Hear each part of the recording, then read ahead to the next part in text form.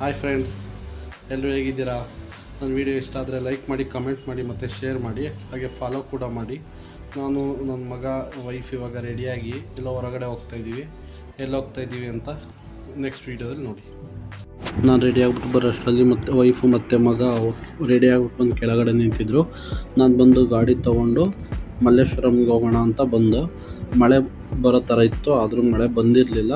ಅದಕ್ಕೋಸ್ಕರ ಮಲ್ಲೇಶ್ವರಂ ಸಂಪಿಗೆ ರೋಡಲ್ಲಿರೋ ಹೋಟೆಲ್ಗೊಂದಕ್ಕೆ ಬಂದು, ಆ ಹೋಟೆಲ್ ಹೆಸರೇ ನೀವೇ ನೋಡಿ, ಹಳ್ಳಿ ಮನೆಯಲ್ಲಿ ಮ್ಯಾಂಗೋ ಫೆಸ್ಟಿವಲ್ ನಡೀತಾ ಇದೆ ಅಂತ ಹೇಳಿ ಇದೇ ಥರ ರೀಲ್ಸಲ್ಲಿ ನೋಡಿ ಒಳಗಡೆ ಹೋಗ್ಬಿಟ್ಟು ಬರೋಣ ಅಂತೇಳಿ ಒಳಗಡೆ ಬಂದು ನೋಡಿ, ಮ್ಯಾಂಗೋ ಫೆಸ್ಟಿವಲ್ದು ಬ್ಯಾನರ್ ಕೂಡ ಹಾಕಿದ್ದಾರೆ.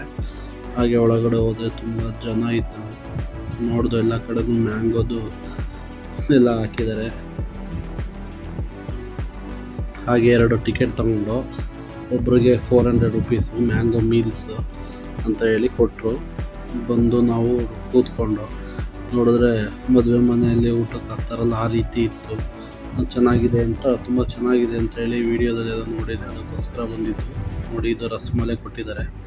ರಸಮಲೈ ಎಷ್ಟೊಂದು ಕೊಟ್ಟಿದ್ದಾರೆ ಅಂದರೆ ನನ್ನ ಮಗ ಅದನ್ನು ತುಂಬ ಚೆನ್ನಾಗಿದೆ ಅಂತ ತಿಂತಿದ್ದಾನೆ. ನೆಕ್ಸ್ಟು ಉಪ್ಪು ಹಾಕಿದ್ರು, ಉಪ್ಪಿನಕಾಯಿ ಹಾಕಿದ್ರು.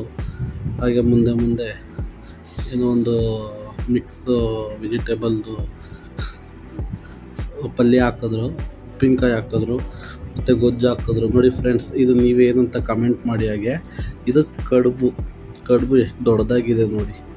ಮತ್ತು ಇದು ಒಂದು ದೋಸೆ ಹಾಕಿದ್ರು, ಹಾಗೆ ಹೋಳಿಗೆ, ಅದಕ್ಕೆ ಮ್ಯಾಂಗೋ ಹಾಲ್ಬಾಯ್ ಅಂದ್ಬಿಟ್ಟು ಒಂದು ಹಾಕಿ ಅದಕ್ಕೆ ತುಪ್ಪ ಹಾಕಿದ್ರು.